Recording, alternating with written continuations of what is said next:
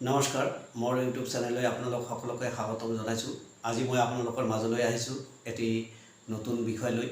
সেইটো হৈছে অহা 5 ছেপ্টেম্বৰ সোমবাৰ আমাৰ অসমৰ লগতে গোটেই ভাৰতবৰ্ষতে পালিত হ'ব শিক্ষক দিৱস। এতিয়া চাগে আপোনালোকে বহুত টেনশ্যনত আছে। আপোনালোকৰ ল'ৰা ছোৱালীবিলাকে বিদ্যালয়ত যাব, কিন্তু শিক্ষক দিৱস সম্পৰ্কে কিবা ক'বলৈ দিলে কি ক'ব, কেনেকৈ ক'ব, ক'ত ক'ব, ক'ৰ পৰা আৰম্ভ কৰিব, ক'ত শেষ কৰিব ইত্যাদি বহু বিষয় আপোনালোকৰ মনত নিশ্চয় দোলা দি আছে। আৰু সেইখিনি আঁতৰোৱাৰ কাৰণে মই আপোনালোকৰ ল'ৰা ছোৱালীসকলে ক'ব পৰাকৈ সংক্ষেপে এটি ভাষণ আগবঢ়াই দিছোঁ। আপোনালোকে যদি মোৰ এই ভিডিঅ'টো গ্ৰহণ কৰে তেতিয়াহ'লে মোৰ ভিডিঅ'টোৱে সাৰ্থকতা লাভ কৰিব। ধন্যবাদ। নমস্কাৰ, মোৰ শ্ৰদ্ধাৰ শিক্ষাগুৰুসকল আৰু মোৰ মৰমৰ বন্ধু বান্ধৱীসকল, আপোনালোক আটাইকে আজিৰ শিক্ষক দিৱসৰ বহুত বহুত শুভকামনা জ্ঞাপন কৰিছোঁ। প্ৰতিটো ইংৰাজী বছৰৰ 5 ছেপ্টেম্বৰৰ দিনটো আমাৰ প্ৰতিজন ছাত্ৰ ছাত্ৰী আৰু প্ৰতিখন বিদ্যালয়ৰ কাৰণে এটা গুৰুত্বপূৰ্ণ দিন।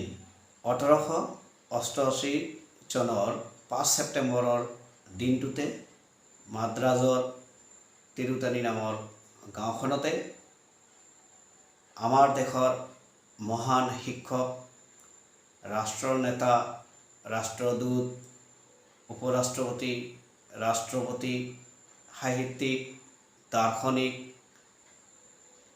বিশ্ববৰেণ্য ব্যক্তি ডক্টৰ সৰ্বেপল্লী ৰাধাকৃষ্ণন দেৱৰ জন্ম হৈছিল। তেখেতে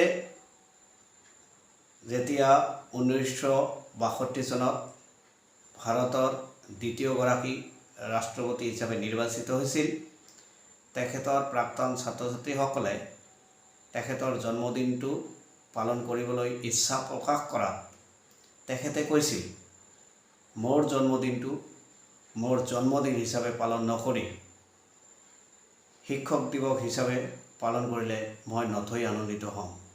তেখেত যিমানেই ৰাষ্ট্ৰপতি, উপৰাষ্ট্ৰপতি, ৰাষ্ট্ৰদূত নহওক কিয়, তেখেত সকলো সময়তে নিজকে এজন শিক্ষক হিচাপে পৰিচয় দি ভাল পাইছিল। তেখেতে ভাবিছিল দেশৰ যিমান শিল্পী আছে, মূল শিল্পীজনেই হ'ল এজন শিক্ষক।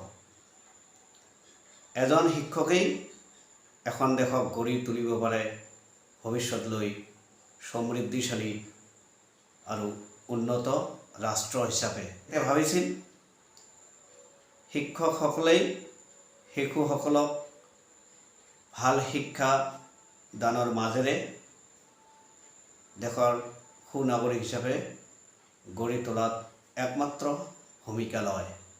গতিকে এই শিক্ষকসকলৰ যি অধ্যাৱসায়, যি ত্যাগ, যি কঠোৰ পৰিশ্ৰম, যি নিস্বাৰ্থ মনোভাৱ, এই সকলোবোৰক সন্মান দিয়াৰ এটা মাধ্যমেই হ'ব শিক্ষক দিৱস পালনৰ জৰিয়তে। এতিয়াৰ পৰাই আমি প্ৰতিখন বিদ্যালয়ৰ প্ৰতিজন ছাত্ৰ ছাত্ৰীয়ে 5 ছেপ্টেম্বৰৰ দিনটো শিক্ষক দিৱস হিচাপে পালন কৰিছোঁ। তেখেতসকলে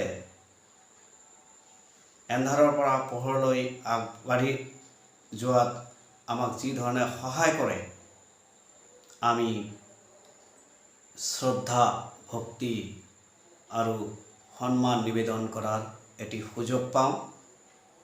এই সুযোগ গ্ৰহণ কৰি শিক্ষাগুৰুসকলক সাক্ষাতে তেখেতসকলৰ ধৈৰ্য নিষ্ঠাৰ প্ৰতি সন্মান জনাই সহস্ৰ প্ৰণিপাত জনাইছোঁ।